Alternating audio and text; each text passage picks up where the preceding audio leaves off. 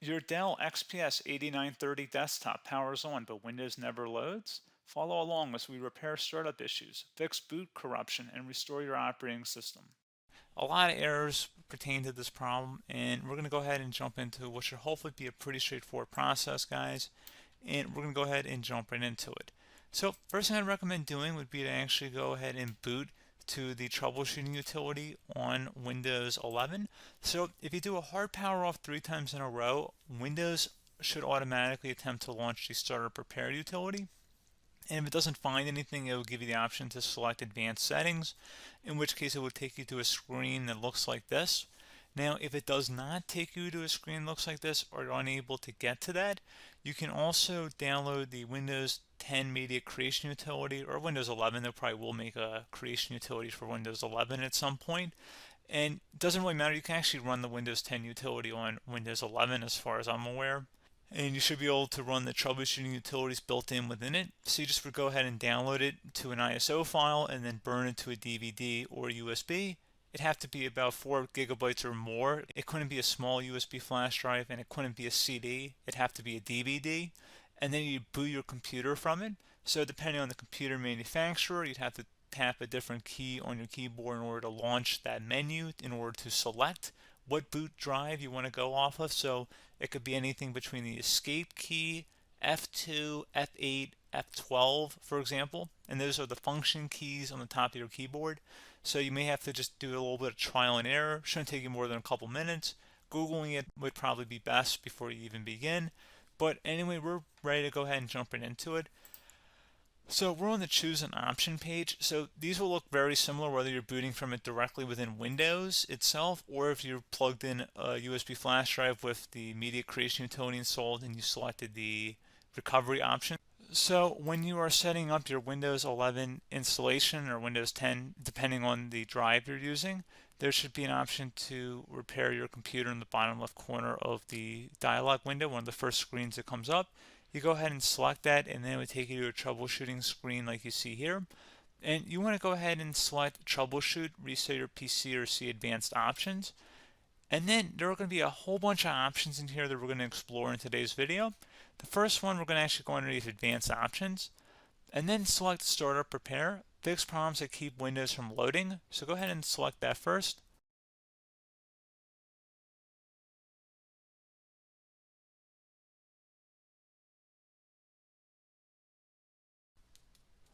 Okay, so you can see it could not repair our PC. That was our first option we could try. Something else, if we go back into advanced options here, and then select troubleshoot, we're going to go underneath advanced options again. You can go ahead and actually access safe mode by selecting startup settings. And then if you select the restart button, you have the option on the screen, select safe mode with networking, which will give you a key on the screen. It'll tell you which key to press to enter that.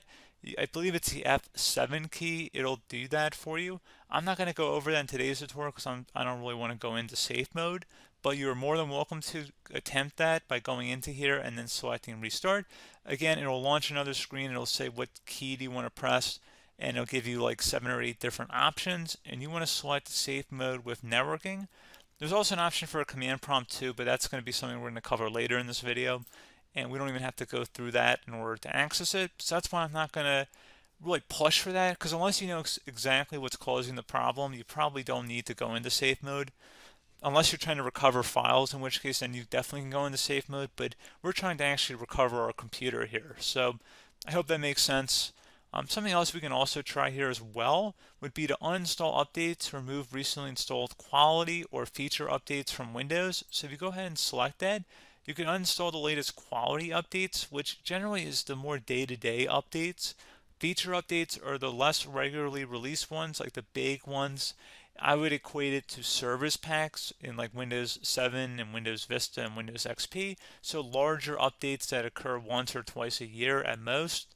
And the quality updates are more just a regular update. So probably obviously depend, it'll take longer if you're going to try and uninstall the latest feature update versus quality update. And maybe you don't need to go back that far. So just giving you guys a couple pointers with that. Something else you can also look at here, and we're going to jump into the command prompt in a little bit, but you can select System Restore, which will use a restore point recorded on your PC to restore Windows. And this is something I would highly recommend here, guys. So select next. Assuming you have a restore point saved on your computer, you go ahead and select the most recently created one, and you'll select next, and then you'll select the drive. You shouldn't actually have to select the drive. You can scan for affected programs, but we're going to keep it all default here, and then we're going to select finish. So once started, system restore cannot be interrupted. Do you want to continue?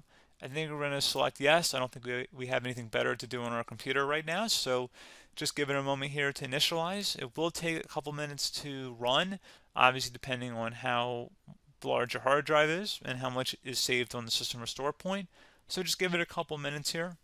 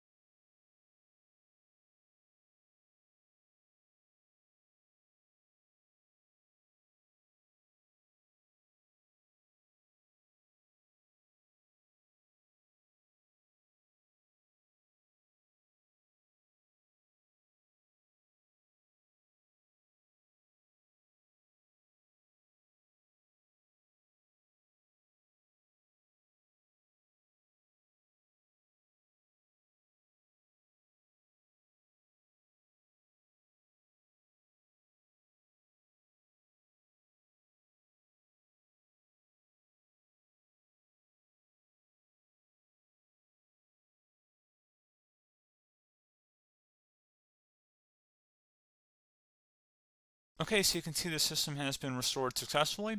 We're going to go over a couple different methods in addition to that if that did not work. So I'm just going to pause the video and we're going to start back on the recovery screen that we started with. Okay, so a couple other things we can try here too. If you go back into troubleshoot, you can select reset your PC, let you choose to keep or remove your personal files and then reinstalls Windows. You can select to keep my files, which will remove apps and settings but keeps your personal files. You can also select remove everything, which will remove all of your personal files, apps, and settings. So this is more of a factory reset, the second option here. First option, it should not delete all of your personal files. However, it will pretty much clear most of your programs. And keep in mind, there's no guarantee that your information, number one, is even still available and easily recoverable on your computer to the point that you actually would be able to recover anything. And the second point is that there's always a chance that it won't actually recover and it will just do a factory reset anyway.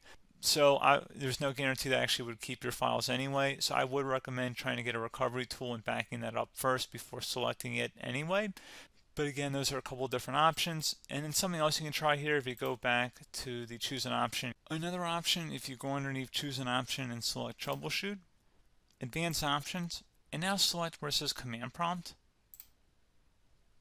Okay, so the first thing we should do is type our main hard drive here. In most cases, it should be the C drive. So you just do a C colon and then hit enter on your keyboard. So once you're underneath the C drive, we're going to type in dir and then hit enter on your keyboard. It should have program files, users, and Windows all in there. That's how you know you're in the right directory.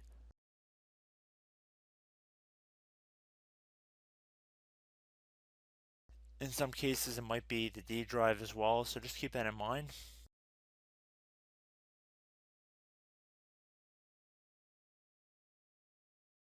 Next thing we're going to do is type in cd space / Windows / system32 / config, and then you're going to hit enter on your keyboard.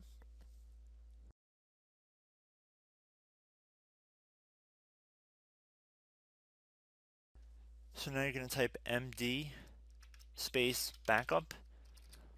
If you've seen other tutorials, it might also say to put down md backup. That's because the backup name is pretty common when you want to back something up. So you can name this whatever you want, doesn't have to be backup. So if you've already made a backup folder in the past, you could do backup 1, for example. So once you're done setting the name you want the backup to be called, hit enter on your keyboard again.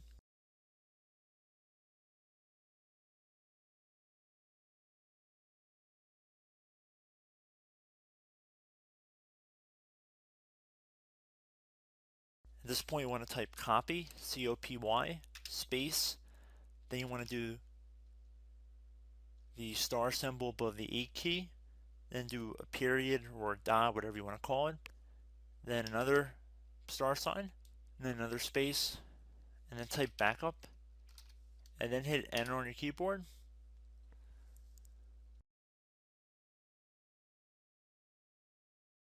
Now you want to type cd reg back, REGBACK, and then hit enter on your keyboard. So now that we are under the reg back, so now you want to type dir again, and then hit enter.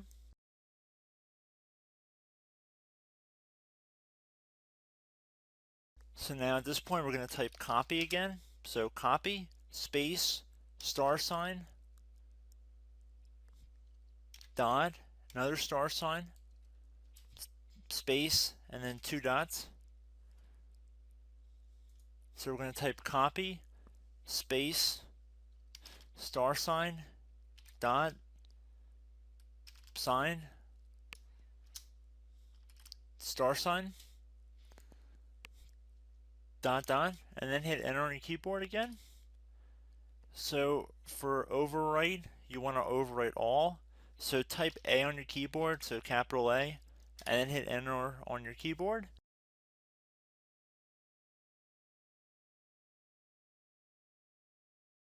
So at this point you should be good to go. You can close out of the command prompt window, and if you accidentally continue to Windows 10, you should be all set. So I hope one of these 3 or 4 different methods we went through in this tutorial helped you guys out. Again, I'm not sure if you guys heard me earlier, but try to go back into your safe mode if possible and uninstall any programs you know might be conflicting with the Windows startup if you can get into safe mode. So just keep that in mind. Something very simple like that could be blocking up everything. So again, I hope this tutorial helped you guys out, and I will catch you in the next tutorial. Goodbye.